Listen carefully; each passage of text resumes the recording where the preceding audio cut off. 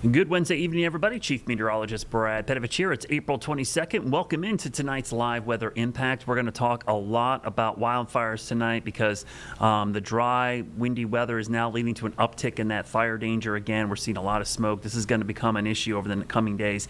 Even if you haven't experienced any of it yet, trust me, you will. Let's start with the local forecast. We got beautiful views in the mountains, but over the next couple of days, I expect these views to get hazier and hazier as wildfire smoke from huge fires to our south and also close by are going to start spreading into the region. And we're going to go down to Florida coming up in the second part of our show and talk to Justin Michaels down there in Florida with some huge fires across southern Georgia and northern Florida. Reminder, we're going to keep repeating this because daily I get questions and we answer questions from local volunteer fire departments and people not knowing there is a burn ban. Yes, that means everything. You can cook, you can use a grill, propane, certain contained fireplaces, but fire pits, bonfires, burning of any debris, even in a barrel, is not allowed. This is burn ban. Just better not to do anything at all. Now, today we got some air quality alerts. These are starting to pop up for South Carolina. You're probably going, where are these coming from?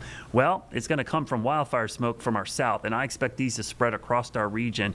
The stagnant air mass is bad enough. We've had high pressure over us, hot, dry weather, but now we got these huge fires in Florida and Georgia, and the winds are going to be shifting to the southwest over the next 24 hours. That's going to spread wildfire smoke well into our region, and that will set the stage for some pretty poor air quality. And speaking of that, right now, as we're talking, pretty significant wildfire is burning up on the Avery-Mitchell County line. It's roughly in this area. Highway 19E is closed in that area. It's about 50 acres and spreading quickly. I've seen at least 2 aerial tankers, fixed-wing air tankers up there. They also have helicopters and Chinooks. They're spreading fire retardant. They're spreading water. They're definitely trying to get a handle on this because it's in really rough terrain and it's close to a lot of people. So we're going to monitor this throughout the show, but please, if you're in that area, avoid that area because they do not want anyone clogging the roads up. They're trying to get crews up there. But a lot of fighting from the air tells me this is tough to reach from the ground. So probably a sign of things to come as we go through the next 2 days because it's just going to get hotter and drier before we get to the weekend. We've got mid to upper 80s right now for tomorrow. This is going to be a toasty day, but it's that bone dry air again. Dew points in the 40s and 30s, so relative humidities will be in the single digits and teens for percents. That's really low in the middle of the day. Does start to go up later in the week, and I had to scale back the rain chances for Saturday.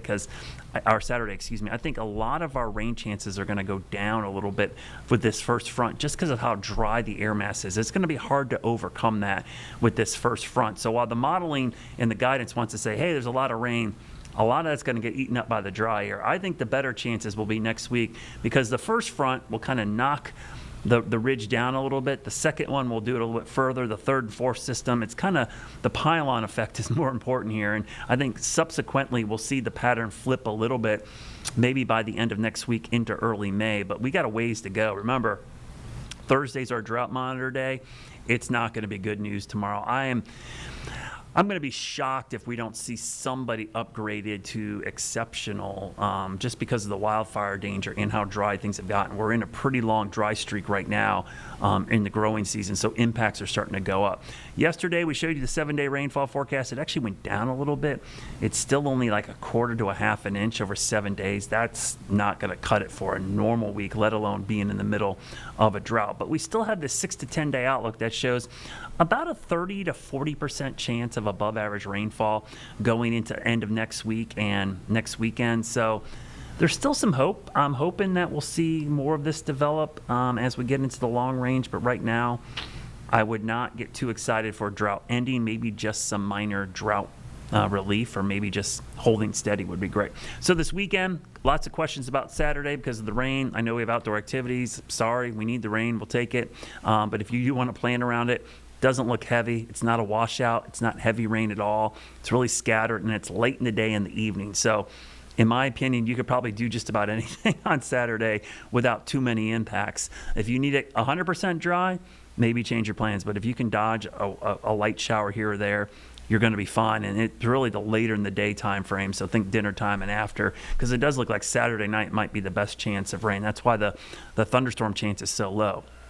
Now, that being said, that does cool us down a little bit, that front this weekend. And then next week, probably a better chance of rain as we go to Tuesday. That could actually be some showers and storms. Not expecting any severe weather, obviously, because we just don't have the instability. And most of these fronts are just pretty weak when they get here. But there are a couple opportunities late next week. It's only a 40% chance Thursday, Friday. But it's something we could keep an eye on as we get later in the week. And it will be more seasonable next week. I mean, I think one thing that's lost on a lot of people is how hot this spring has been. It's the second hottest spring on record so far, and we're likely going to go higher. So hot and dry, not a good thing, especially in the springtime. That's normally a mid to late summer, maybe early fall setup. Not what you want to see in the spring. So stick around. We're talking a lot of wildfire today. Coming up, we're going to have Tim Buckley as well as Justin Michaels from the Weather Channel from Florida live. So stick around. We'll be back in just a couple minutes. Weather Impact Live with Brad Panovich is sponsored by Moisture Lock, crawl space, basement, and foundation repair experts serving the Carolinas since 1988. Tired of all this rain? Does your yard look like a swamp after it rains? Hi, I'm Greg Doggett with Moisture Lock, Charlotte's premier waterproofing and foundation repair company. The longer water sits, the softer soil will become. This can cause foundation issues. If you're having drainage issues, contact Moisture Lock.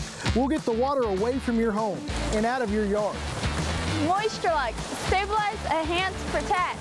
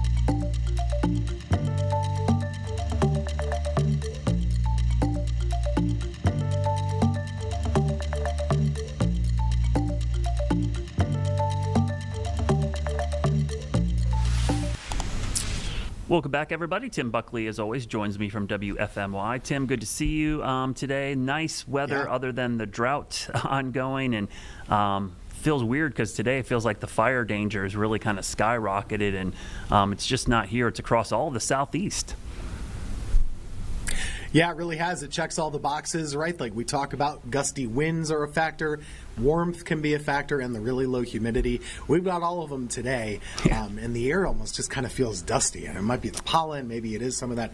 We'll get to the smoke maybe in the next couple of days, but there's a lot going on, and we're really starting to feel and see some of the impacts of this drought, especially as we look to our south across the Carolinas and the rest of the southeast. Yeah, I think both you and I were talking about in our shows, our forecast earlier, the wildfire smoke that's probably going to impact us starting probably late tomorrow, but certainly Friday into the weekend. And it's not even our local smoke, Tim. It's smoke from massive wildfires that are burning down in Florida and southern Georgia. And there's so many and they're so big. Those plumes are going to have an impact on us. So let's check in on those fires first. We're going to go to Florida, where Justin Michaels from the Weather Channel joins us. He's at the Cow Creek Fire, which is down in Levy County, which is just southwest of Gainesville. It's about 1,600 acres, and you can see on the map we've got a lot of hot spots there. Justin, thanks for joining us again. You've kind of been down there all day. Kind of give us a lay of the land, because there's so many fires down there and so many firefighters out there. It's kind of hard sometimes to keep track of where the smoke and fire is coming from.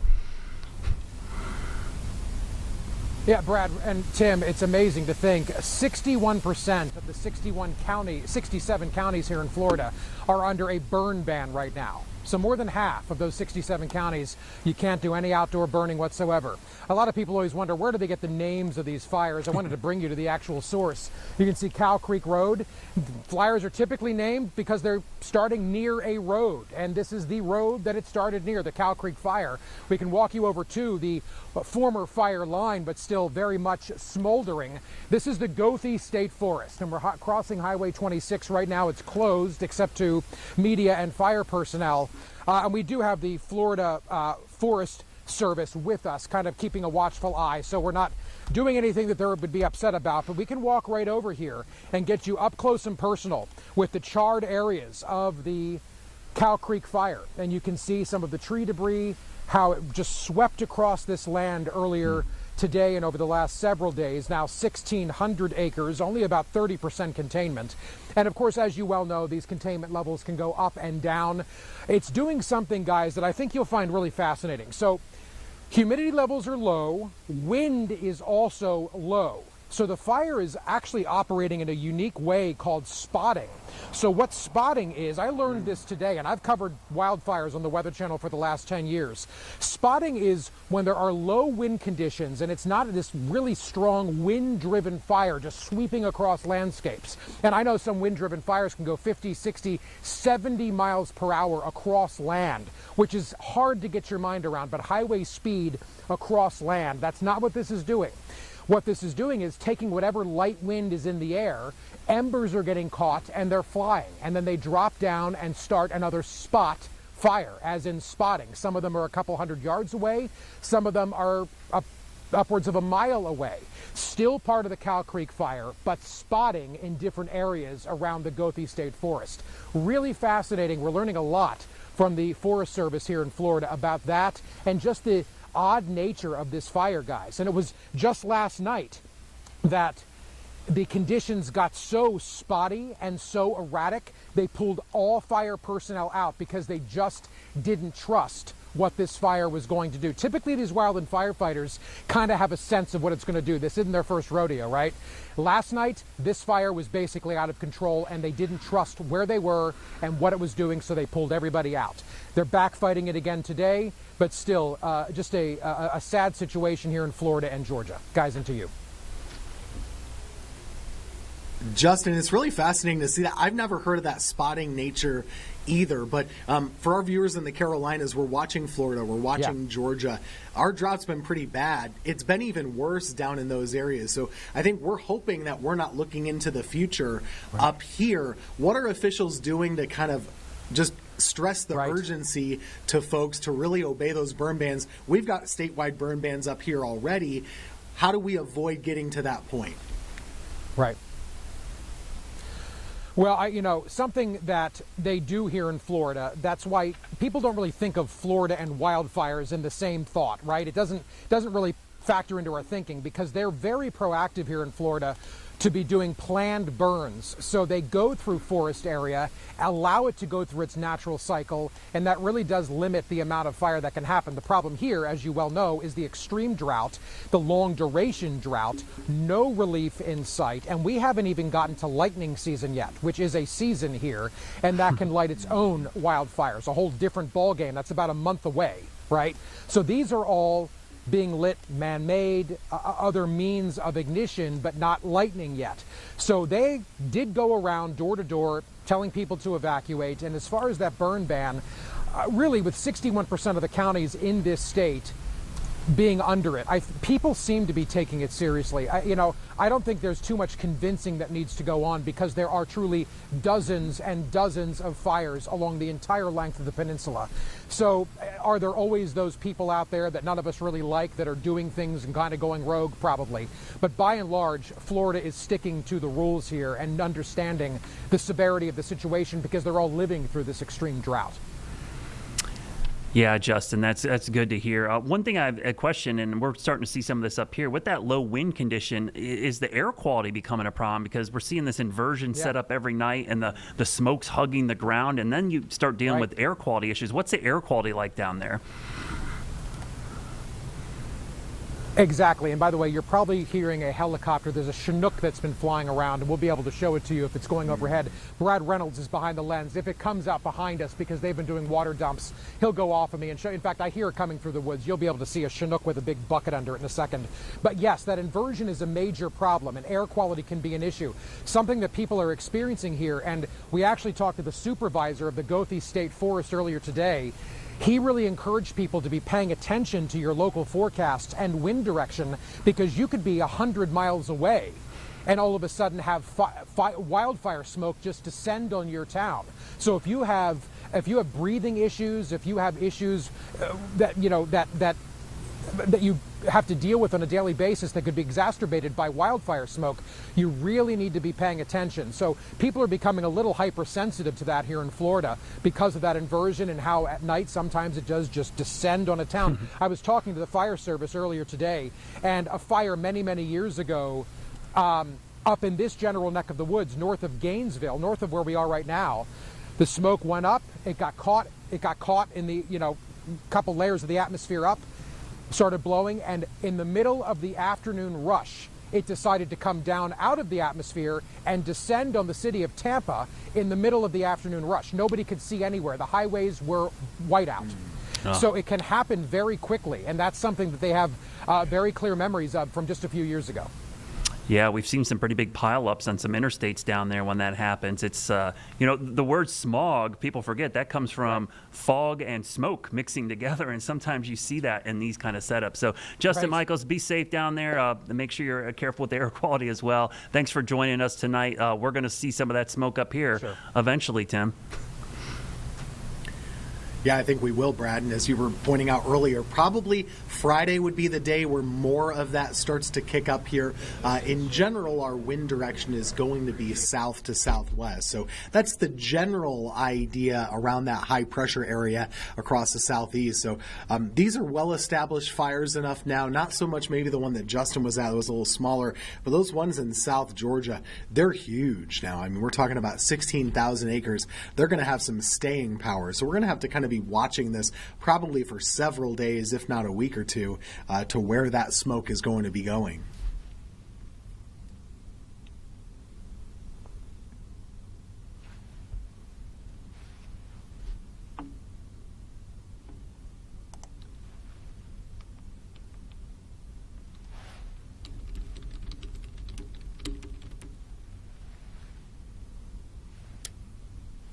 Moss and stuff out there in eastern North Carolina. Same kind of setup. When you get those cypress trees and some of that rich wood material, boy, does that cause some nasty smoke. So we'll have to watch that. I do want to mention we've got a pretty significant fire, not as large as the ones to our south, but this one is really blown up today, Tim, up in Avery County near the Mitchell County line. And the thing that struck me was how many aerial aircraft and aerial firefighting, they pulled to this scene pretty quickly. They have a Chinook, they have 2 helicopters, they had 2 air tankers coming out of Chattanooga.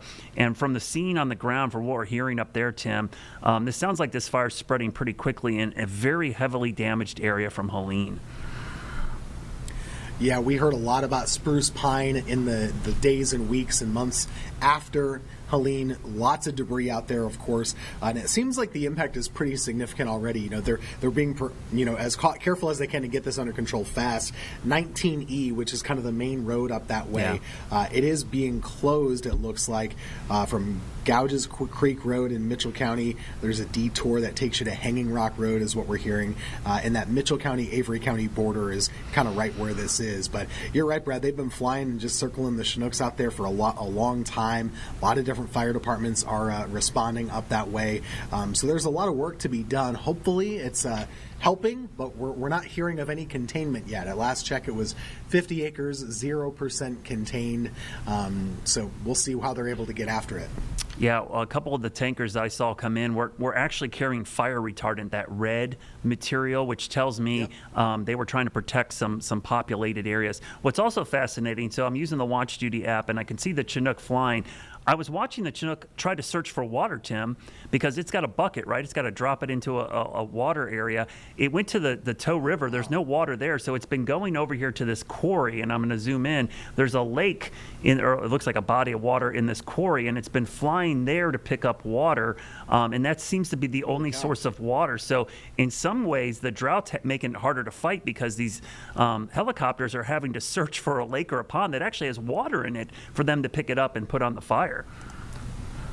Wow, that makes a lot of sense, but maybe not something we would have thought about as usually being an issue here in the Carolinas. But that's kind of where we are. That's what's been going on. Have you noticed, Brad, a lot of these fires are getting started right along the sides of highways? Yes. Not all of them, but a lot of them are. And so it kind of lends you to think that, maybe it's a flick of a cigarette, maybe it's a spark from a muffler, whatever the case may be. There's a lot of human involvement right along the sides of roads, and we've seen that with some brush fires, and this one's a little more significant than a brush fire.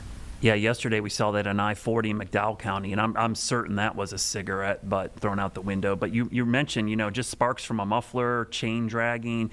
A car could have pulled over, and the catalytic converter could have touched dry grass. I mean, that's how tender this vegetation is, and so you got to be very, very careful. With any kind of equipment, lawn equipment. I've seen fires start from lawnmowers and chainsaws because some vegetation touches a hot part of the equipment, and you start a fire. We actually had a fire in Mecklenburg County today, which I don't want to say was started by construction equipment, but there is construction nearby, and we had 60 acres or 50 acres? What was this ended up being? 7 acres, sorry. I'm getting my fires confused. This was a 7-acre fire, I believe, down near Steel Creek area, and 7 acres, and you could see the smoke plume. I could see it from my house. It was really close to homes, and so there was a concern right away when this popped up in the southwest part of Mecklenburg County, and they were out there pretty quick. Actually, the Bartlett Tree Farm is down there, a research area, so they actually use some of their equipment to go fight this fire as well. And Tim, it just goes to show you, man, when these fires pop up quickly in your populated areas, that's where I think the fire departments get really nervous because, down in Florida where Justin is and other places, these are big national forests or parks. When they're in neighborhoods or close to homes, that's where the concern is. I give them credit, though. I mean, we have such awareness right now that it seems like the call to action is happening so fast. They're really getting out there. They're being really aggressive to put these things down, and it seems like so far they're doing a really good job of that. So everyone needs to do their part to prevent the forest fires. Listen to Smokey the Bear, right? Like, this is kind of what they do. This is what they're here for, and we're so thankful for their efforts because they're really working to this point. Yeah, that's what struck me about the Avery County fire was how quickly they had the aerial assets in there, which told me they weren't messing around. They're like, hey, this is a big deal. Yeah. We need to get tankers up here right away. Probably also tells you that it was hard to fight on foot because of the down debris, so they had to fight it from the air more so. Really quickly about the smoke, we started these popping up to our south, and I don't know if you noticed, but we've got a bunch of air quality alerts for all of South Carolina now. all the way up to almost Charlotte. And this is for tomorrow for wildfire smoke and ozone. And Tim, I wouldn't be surprised if we start seeing these air quality alerts expand up into the Carolinas, up towards the Piedmont of North Carolina, maybe as soon as Friday if that wildfire smoke gets up here. Because what we're seeing, not only are we seeing the wildfire smoke, but the high pressure is causing temperature inversion every night, and the air mass is really getting stagnant. You mentioned being outside, you can kind of feel it. It's pollen, it's dry air, it's smoke. I ran today, and I was huffing and puffing more than I normally do because I was like, man, this air is dry. It's tough to be out in this stuff right now.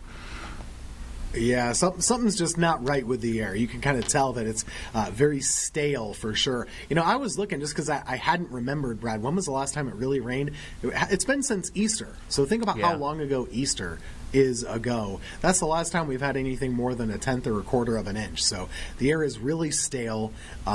We might get a little something on Saturday. Maybe we get a little something into parts of next week as well. But this is kind of our new reality now, kind of our concern that we're going to have to deal with this for a long time. It's not just a temporary problem that we're dealing with here. The warmth, the dryness, it's all just kind of stuck with us. Yeah, I was actually looking at that today. I was trying to find my graphic, and somehow I lost it. But, today was day 17 in a row for us with no measurable rainfall. And as you mentioned, that last one was back on Easter. And I looked at all the long stretches of no rain since last year, and like the top 5, like 5 out of the 6 were from the fall, the winter, and this spring. So, and we've had 2 back-to-back, almost 20-plus day lack of rain. So let's see. Saturday, we'll keep my fingers crossed, Tim, but I feel like every front on the weekend has fallen apart, and I got a sneaky suspicion Saturday might not be as much as we hope for. So we'll talk more about that tomorrow. Hopefully these fires die down, but we're out of time today. We'll see you back here tomorrow at 6:30.